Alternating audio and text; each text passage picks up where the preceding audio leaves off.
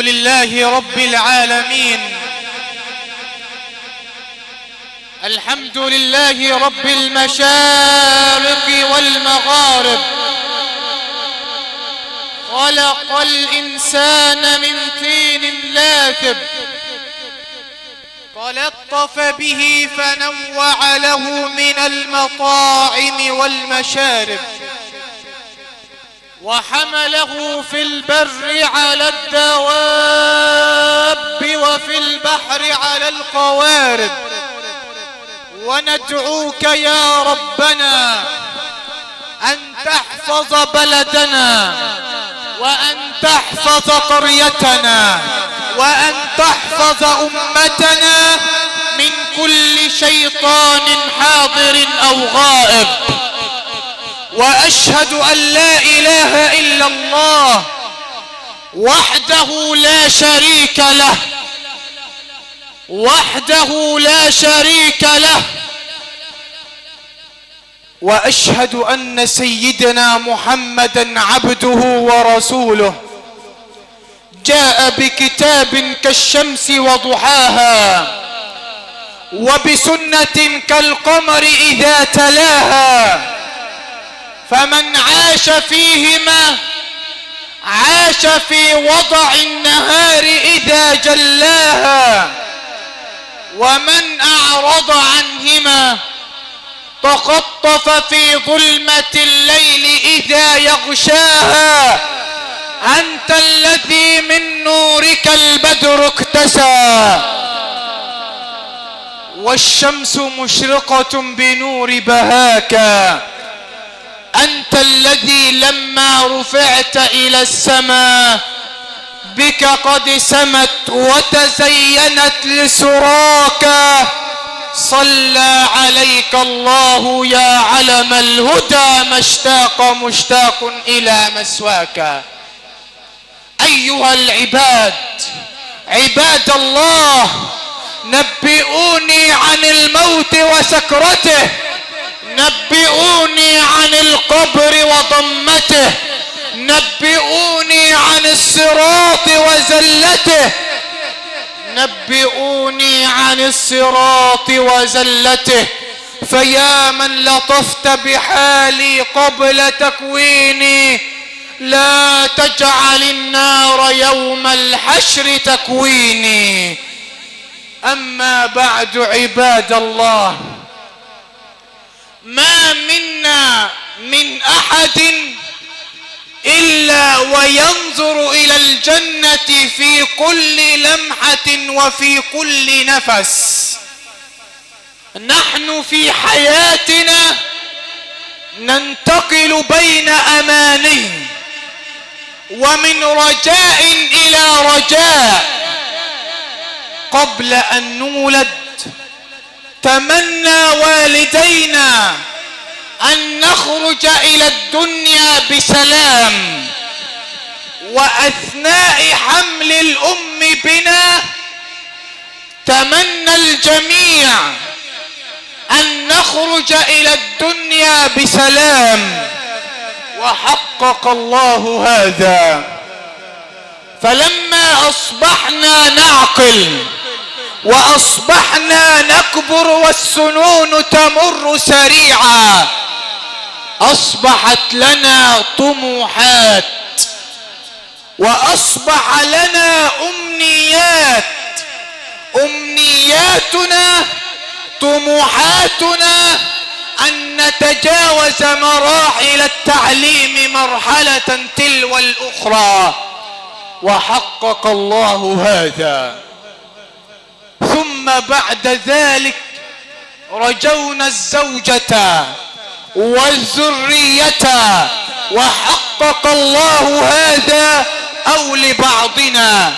الشاهد أيها الحبيب أن الأيام تتسارع، فمنها ما يحقق ومنها ما لا يحقق بحكمة لا يعلمها إلا الله.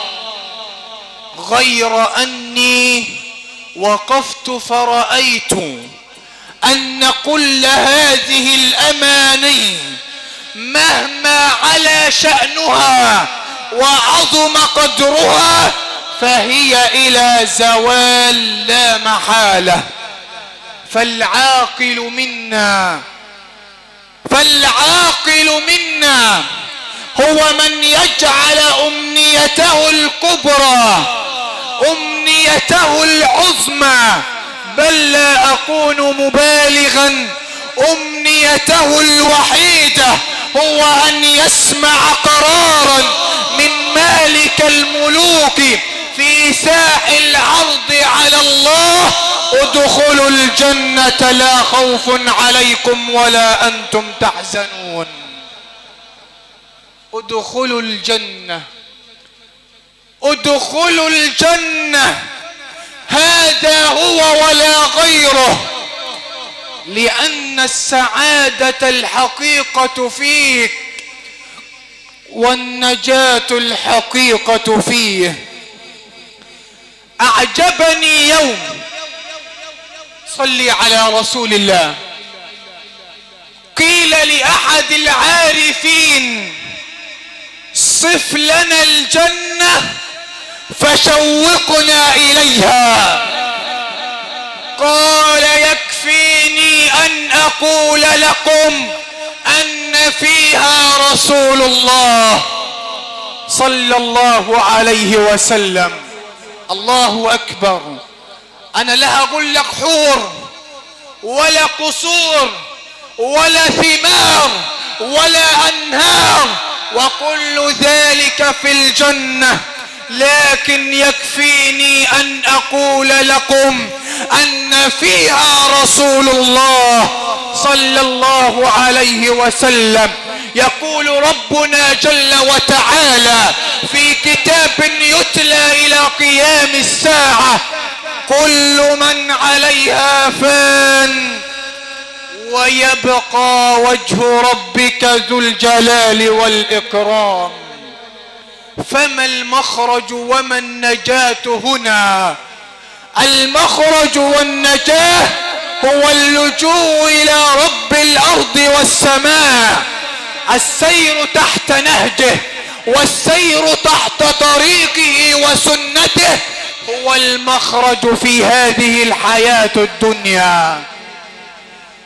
من أراد أن ينصرف فلينصرف، فللحديث بقية. يقول ربنا جل وتعالى: وجاءت سكرة الموت بالحق، ذلك ما كنت منه تحيد. قرأت هذه الآية كثيرا، لكن تعالى معي لأبين لنفسي ولحضراتكم معناها بدقة وإتقان من كلام سيدنا رسول الله.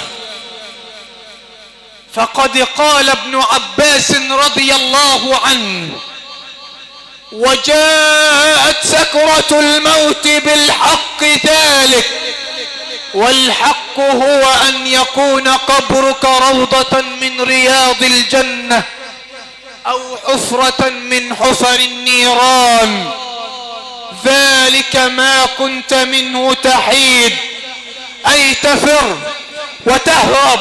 تحيد إلى الطعام إذا أحسست بالجوع خوفا من الموت، وتحيد إلى الشراب إذا أحسست بالظمأ خوفا من الموت، وتحيد إلى الطبيب إذا أحسست بالمرض خوفا من الموت. ثم ماذا؟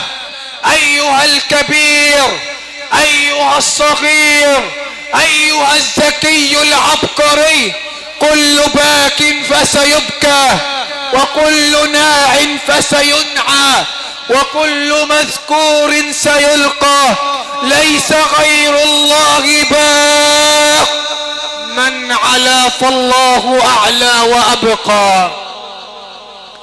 ثم بعد ذلك تأتي حياة تختلف تماما عن الحياة التي نعيشها الآن، ألا وهي حياة البرزخ، ما فيها وما أعدها الله سبحانه. أيا عبد كم يراك الله عاصيا، حريصا على الدنيا وللموت ناسيا، أنسيت لقاء الله واللحد والثرى، ولوما عبوسا تشيب فيه النواصيا. لو أن المرء لم يلبس ثيابا من التقى تجرد عريانا ولو كان كاسيا. اسمع، ولو أن الدنيا تدوم لأهلها لكان رسول الله حيا وباقيا، ولكنها تفنى ويفنى نعيمها، وتبقى الذنوب والمعاصي كما هي. يقول الحبيب المصطفى صلى الله عليه وسلم: صلي على رسول الله. وهذه القصة لأبين لنفسي ولحضراتكم بأن رحمة الله تشمل جميع الأمم، وأن رحمة الله واسعة. سأل موسى بن عمران ربه فقال: يا رب ما أدنى أهل الجنة منزلا؟ قال: هناك رجل يجيء ثم يقال له انطلق، أي خذ مقعدك من الجنة، فيذهب الرجل إلى ربه ويرجع فيقول: يا رب وجدتها ملأى، لم أجد لي مكانا في الجنة. فقال الله عز وجل: أترضى أن يكون لك مثل ملك ملك من ملوك الدنيا؟ ونحن لا نعلم ملك الملوك، فالعطاء من الله والمنعم هو الله. فقال: نعم يا رب. فقال الله عز وجل: لك ذلك، وعد معايا، ومثله ومثله ومثله ومثله. فإذا العبد يصرخ في الخامسة ويقول: رضيت يا رب. فقال الله عز وجل: لك ذلك وعشرة أمثاله معا. سئل الإمام أحمد: متى يجد العبد طعم الراحة؟ قال: عند أول قدم في الجنة. أحزان قلبي لا تزول حتى أبشر بالقبول، وأرى كتابي باليمين، وتقر عيني بالرسول. وآخر في الختام: أسأل الله العظيم أن يتغمد الأمة الراحلة بواسع رحماته. جاف القبر عن جنبيها، كن معها ولا تكن عليها. اللهم آنسها في قبرها حتى تلقاك، اللهم آنسها في قبرها حتى تلقاك. اللهم اغفر لها وارحمها وتجاوز عن سيئاتها وآخر دعوانا أن الحمد لله رب العالمين. وشكرا على حسن استماعكم، وشكر الله سعيكم جميعا، والسلام عليكم ورحمته وبركاته.